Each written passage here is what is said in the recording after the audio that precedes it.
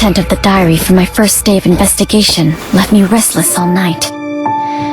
Those referred to as hunters and those strange events are far beyond reason. But the records do reveal a frightening truth.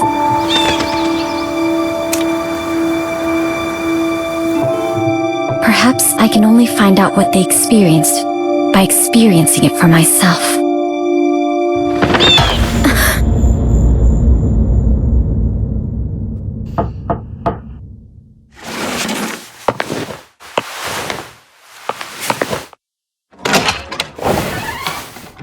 Did you sleep well, miss? Breakfast is served. Feel free to enjoy some in the dining room.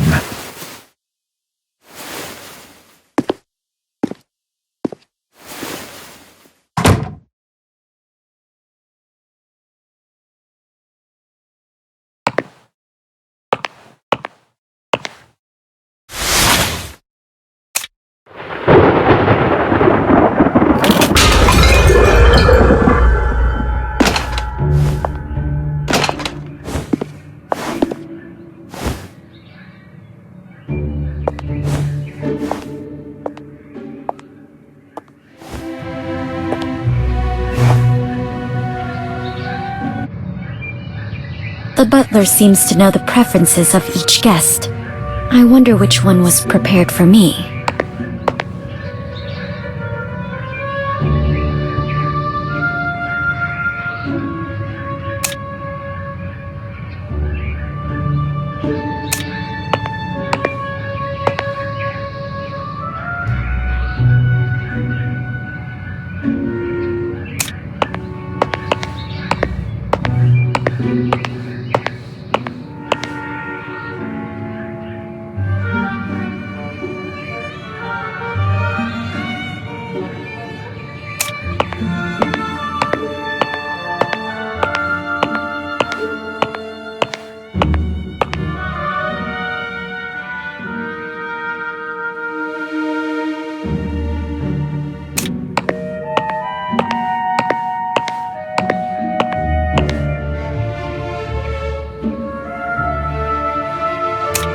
Coffee is my favorite, but I prefer it with vegetarian food.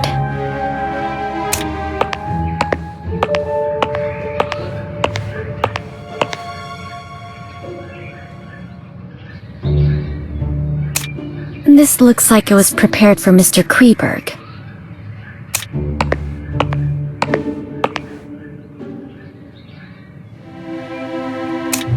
It seems really healthy, but there's another choice that's more attractive to me.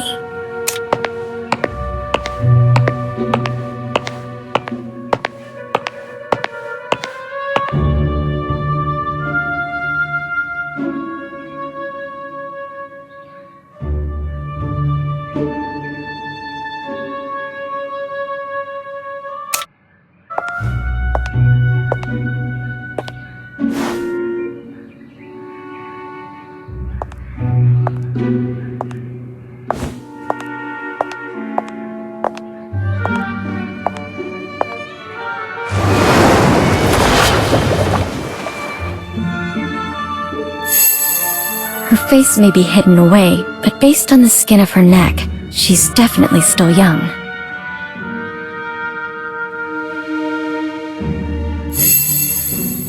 She has a tall and toned figure, so she's either of Eastern European descent or engages in outdoor activities all year round.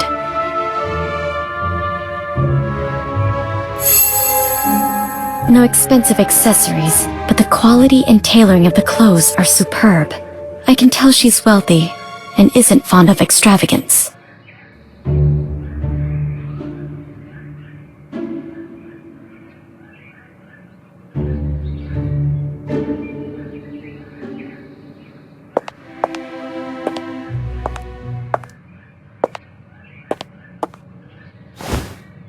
Good morning. You must be Mrs. Plinius. A reporter. Millie Plinius. Nice to meet you.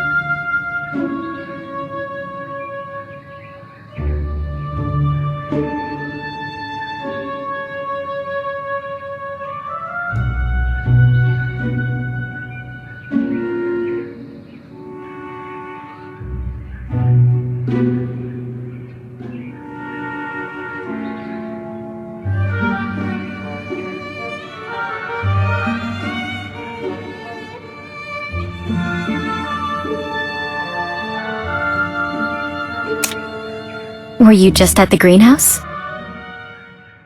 Yes. The lord of this manor is growing some special plants, so I was conducting some initial observations. You study botany too? My husband was very skilled in that field, and I helped him with some of his research, so I've dabbled in it a little. May I ask why you came here? There's a unique species of bees nearby. I'm here to study them.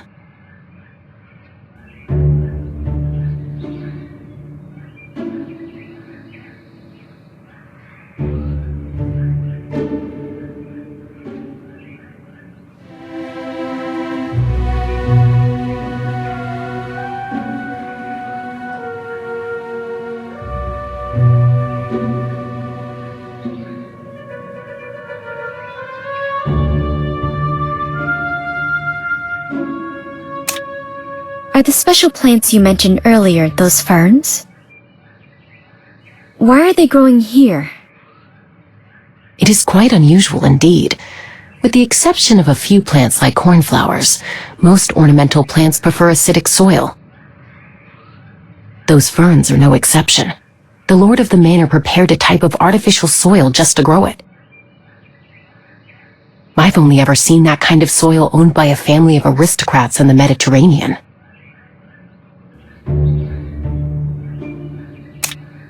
You have my condolences.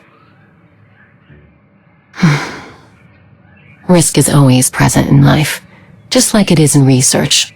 It is in the past.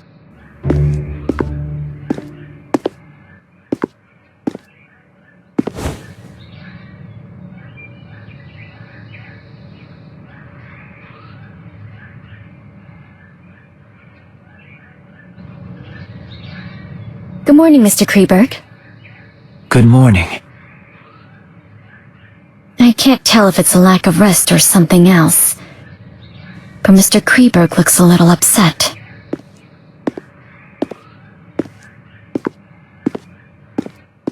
I presume you're the novelist the butler mentioned.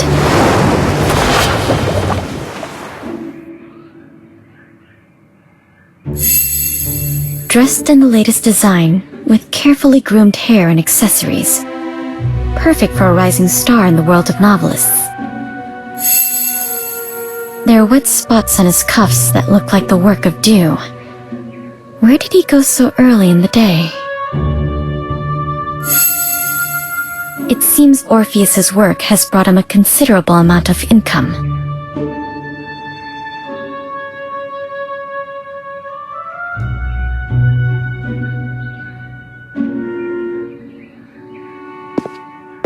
I've read many books written by Orpheus, but I've never met you in the flesh.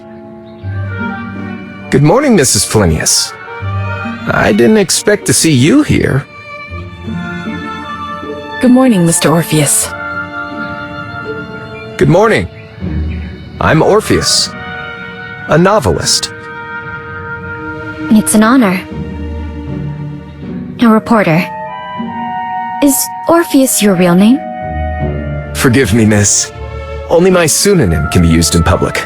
It's part of my agreement with my publisher. That's all right. We're not here to socialize anyway. Mr. Butler, are there any plans for today? When will we get to meet the Lord? My lord invites all of you to Kreberg Racecourse at the west of the manor this afternoon.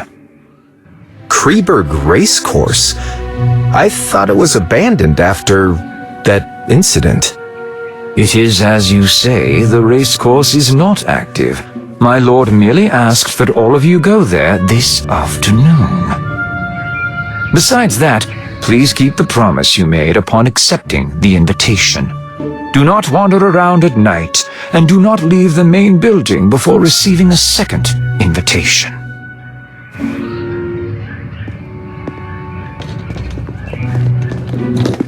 The butler seems to know something. But relatively speaking, I'm more interested in what Mr. Orpheus mentioned.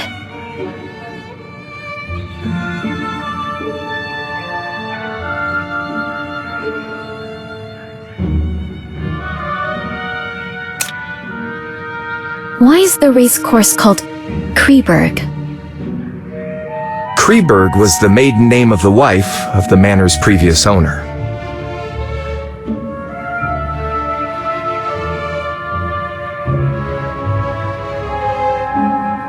Mr. Orpheus, what does the thing you mentioned earlier refer to? Around 10 years ago, an Irish nobleman, Menace de Capet, acquired this manor. His noble conduct was very popular. The middle-class families in the vicinity hoped to marry off their daughters to him. But Menace fell in love at first sight with a noblewoman from Austria, Mary. However, Mary grew depressed after the wedding. The depression was attributed to Mary's lack of suitable social venues. Menace built a race course for her. The horse races there soon became the hottest social event in town.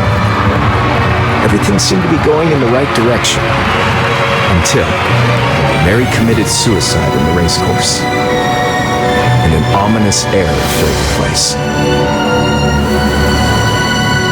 The tragedy didn't end there.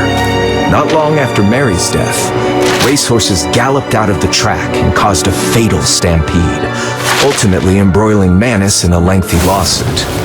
Maybe it was the pressure from the claimants, or it was the sorrow from the death of his wife. Menace went mad, and he was never seen again.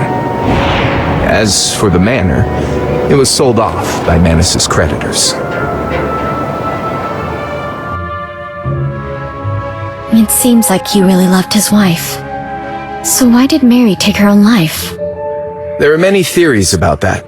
Some say Mary had an affair with a jockey, and she was condemned for it. She couldn't take the pressure, and took her own life.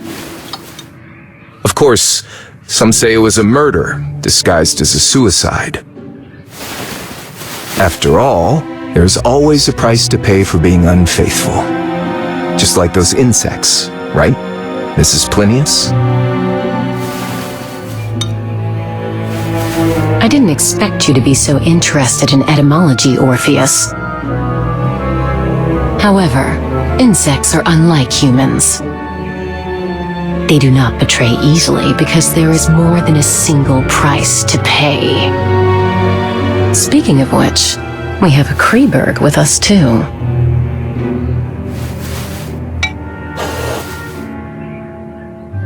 I'm sorry to say that I'm French.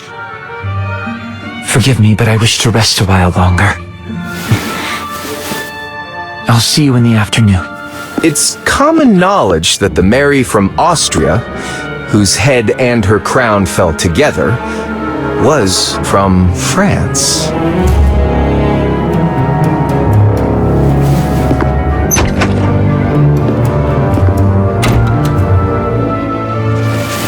I'm going to continue my research in the greenhouse. I'll see you both in the afternoon.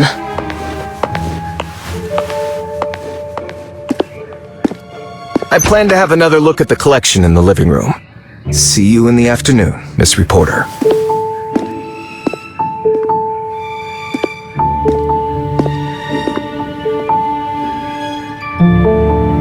There seems to be more to their relationships. I should get a better understanding of my playmates before the game begins.